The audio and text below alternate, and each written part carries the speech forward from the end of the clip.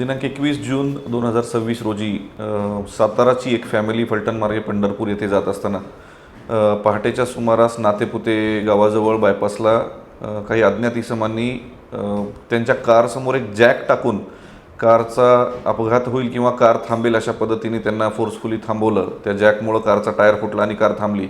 जशी कार थांबली तशी या 4 लोकांनी त्यांच्यावर अटॅक करून संबंधित कुटुंबाच्या म्हणजे त्या कुटुंबातील महिला वगैरे सुद्धा गाडीमध्ये होत्या, त्यांचं सोनं वगैरे चाकू लावून सोनं काढायला लावलं आणि फोर्सफुली ते सोनं आणि मुद्देमाल चोरून घेऊन गेले. या अनुषंगाने नातेपुते पोलीस स्टेशन येथे जबरी चोरीचा गुन्हा या 4 लोकांच्या विरोधात दाखल करण्यात आला होता. यामध्ये प्रामुख्याने स्थानिक गुन्हे शाखा सोलापूर ग्रामीण यांनी तपास करून 2 आरोपी यामध्ये सहभागी असलेले 2 आरोपी तात्काळ पकडलेले आहेत.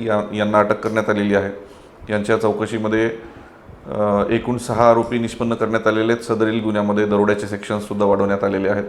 या दोन्ही आरोपींकडून एकूण 5,08,000चा पूर्ण मुद्देमाल जप्त करण्यात आलेला आहे आणि इतरही 4 गुन्हे यांनी केल्याची कबुली आहे, ज्यामध्ये 1 दरोडा आणि 3 जबरी चोरी आपल्या जिल्ह्यात केल्याची कबुली हे देत आहेत.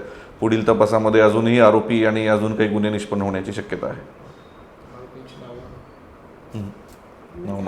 या अशा प्रकारच्या घटना टाळण्यासाठी जे वाहन चालवतात, जे प्रवासाला निघाले, त्यांनी काय काळजी घ्यावी? जे वाहन चालवत आहेत, विशेषतः कुटुंबियांसोबत जात आहेत, यांनी तात्काळ 112ला फोन करणं अपेक्षित आहे. कारण या स्पेसिफिक घटनेमध्ये असं जाणवलं की घटना होऊन 2 तासांनी मग त्यांनी 112ला फोन केला.